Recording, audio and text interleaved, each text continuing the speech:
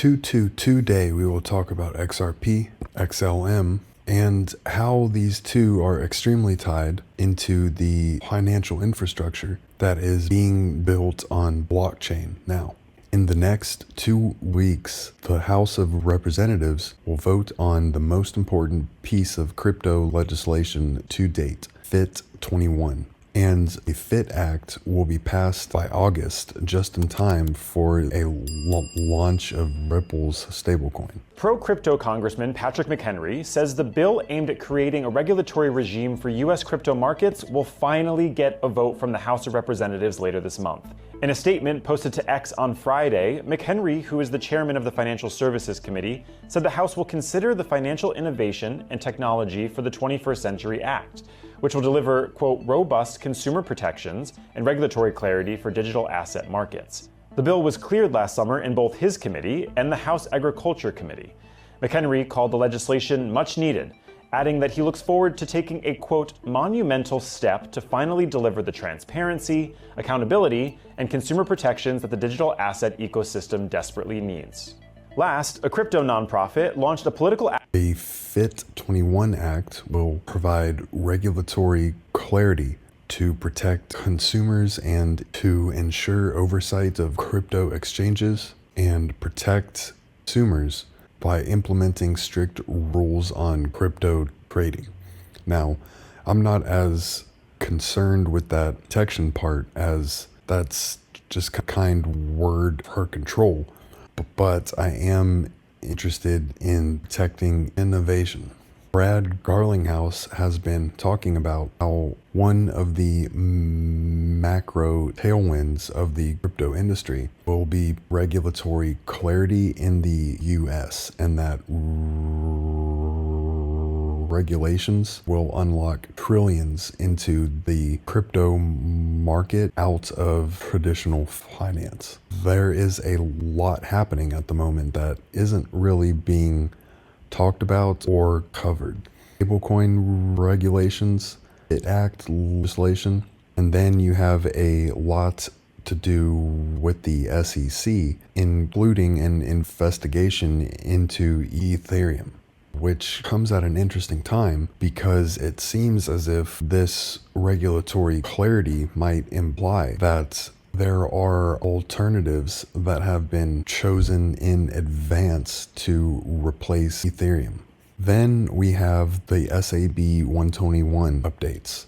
And yesterday, on May 16th of 2024, it was repealed in the Senate, which essentially means that it is removing power from the SEC. Tell us about the FIT bill vote that's coming up. Are you anticipating, some of these Democrats will support this? Let's just do some math here. When it comes to SAB 121, I believe they had 3 Democrats on that bill and all the Republicans for SAB 121. For FIT, it was 6, double that. And we've already seen several Democrats, Ro Khanna, for example, who doesn't sit on that committee, say, I will support FIT. But we've seen several Democrats publicly say already that they're in support of FIT and market structure legislation. I do think we'll get more than 21. I do think it'll be a new set of folks. But the last thing I'll say, I don't think it's gonna be all the folks from SAB 121 and the 21 Democrats who voted, because again, the banks were also involved in that legislation, in that fight. So I can see folks being more pro-banks versus pro-crypto. And then there's others, again, who just don't like Gary Gensler, who probably voted for the bill. And so unclear where exactly they'll line up. And all of this is happening at an interesting time when you have a lot of signs of adoption.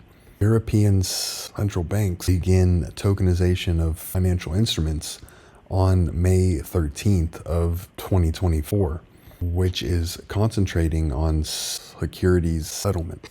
And to tie it into Ethereum again, you've got some exchanges who are removing ETH and Tether.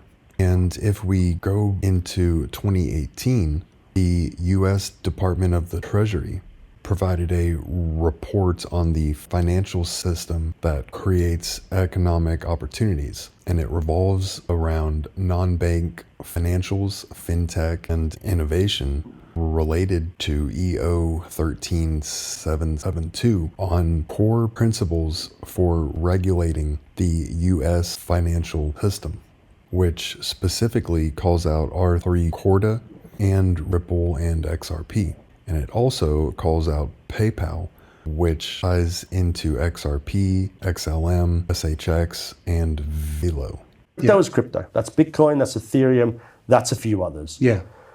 What the banks are all investing in, and the asset managers and the regulators are looking at, is a new tokenized world. All right? That's what LMAX Group has to focus on. I think that's what the world is focusing on, and it will start with credit and instantaneous ownership transfer. I think in all the reports last year, and I mentioned the Citibank one already, people are predicting that tokenized assets will be somewhere between $10 trillion and $30 trillion by 2030. Yeah. That's 5 to 15% of the world's assets. Then all of a sudden, you can see the world change, and you'll see this traditional S-curve adoption that you've seen, for example, with mobile phone usage or the demise of digital cameras to using phones for that. But at the moment, there's still a very fragmented proof of concept projects going on, and no concerted push that will change the markets you and I deal in. And if we make connections into what is happening internationally, it begins to make even more sense. May of 2024, India and Nigeria finalized a partnership to not include the US dollar in trade. And in April, Zimbabwe's gold-backed currency came into general circulation. And to tie all of it back into the importance of the FIT 21 Act, here are some important comments. Or questions about this bill, and implies they're not answered. But I think of many of the questions we've talked about for the last 2 hours, there are answers to each of those points, and they're in the bill. For example, my friend from New York, Mr. Torres, noted you cannot tokenize a security in this bill. It's strictly prohibited. Page 10, it's not a digital asset. The assertion by Mr. Sherman to that point is not accurate. There's a concern that somehow we're going to facilitate weaker consumer or investor protections. That's absolutely to the contrary, and some of those have centered around this issue of provisional registration authority. So a provisional registration authority creates safe harbors from certain actions, but people are able to be prosecuted. No cases against people are stayed by a provisional authority. That's not correct at all. And the fact that the SEC has won almost 130 cases, not true. They settled 130 cases. And they're confusing and disjointed, and we saw the most recent example of that in the Torres decision in XRP, the Ripple case last week. That's why we need to act in this Congress, to bring clarity. And we are not gutting of the SEC. We're enhancing the SEC. We're directing the SEC in a bright line way what their mission is. And as noted by the gentleman from New York, we are showing then how it is governed by the securities regime. And if it's not a security, it's governed by the commodities regime. Here is the committee press release on the FIT 21 Act in July of 2023. The crypto industry wants clarity, and our collaborative bill gives the CFTC and SEC a seat at the table, and it establishes clear principles to ensure certainty as digital asset developers continue to innovate. Here is the text of the bill itself, and it specifically refers to the XRP ruling here, where it calls out a digital asset is not and does not become a security as a result of being sold or otherwise transferred in an investment contract. Here is an easier to understand version of the text, an overview of why action is required on digital assets market structure. And it specifically refers to the EU's markets and crypto assets regulation, and how the UK will soon finalize its own digital asset regulatory. Here, it specifically refers to XRP again, and it specifically calls out that not all digital assets are securities. And it again calls out XRP. It goes against the idea that existing legal framework can accommodate digital assets. And it explains how the SEC has not done a good job on that. So now as we get into Stellar, they have testified in Congress. And it's interesting how we have SHX, which has heavy ties into XRP and XLM, but it also has extremely heavy ties into the digital infrastructure because it concentrates on tokenizing ACH payments with the Federal Reserve banks. And that is focused on here, which also highlights ties into the government. Here is some talk on the Federal Reserve that ties into Ripple. I did go from working for the Federal Reserve, which was, to a poker game with other players, like from Google and Visa. And they talked about this new company. There was no Bitcoin company, but there was a company called Ripple. Google actually invested in it. And it was like the Bitcoin ledger, but with 2 extra columns in the spreadsheet. One for the issuer and one for the currency. And thank you to Arthur Brito and David Schwartz for educating me about what the future looked like. And I got to go from history world at the Federal Reserve to the whole new universe that XRP and Ripple brought. Taking something, which was an innovation, Bitcoin, and making it something that could apply to every form of value in the world. And Chris Larson talked about the Internet of Value. I was hooked. I was the one voice that said, hey, maybe we need some risk management and compliance. And I think Chris probably said, what could go wrong? And the rest is history. And Ripple, I'm very proud, has also been on the forefront of sorting out the public policy issues that hold this incredible industry back. And yeah, I've been lucky. I've been a Forrest Gump approach and got a front row seat from when I joined. I was employee number 10 at Ripple, and look what it's become now. There are also proposals to reduce the New York Fed's permanent power on the FOMC, which controls monetary policy, which is all about decentralizing power, enhancing accountability, and increasing transparency. Here is a very good overview of the FIT 21 Act.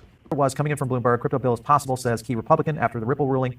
Glenn Thompson, of course, is one of the authors of this bill. House lawmaker says he's optimistic that the recent court ruling, widely seen as limiting U.S. Securities Exchange Commission power, will bolster up support for crypto legislation that he's been championing. And of course, the Ripple decision, as we know, has highlighted what we've been saying all along. There's confusion. Now there will be some digital assets that are treated under the securities law. I think this is going to be important because I feel like this is a period of time in which it's likely that regulation might actually come around before we see any kind of legal action coming back at the ruling and the decision out of the Ripple case, meaning maybe no scenarios where the SEC comes back in and tries to file against that. Again, the likelihood is that we could see regulation before that, which would give us clarity and obviously change things for what we're going to be dealing with the SEC and who's in charge of this. So let's break it down. A couple of things I want to jump to. This was the myth versus fact. All digital assets other than Bitcoin are securities and should be regulated by Securities Exchange Commission. That's the kind of the myth thing. The decision called into question the SEC position that practically all digital assets are securities.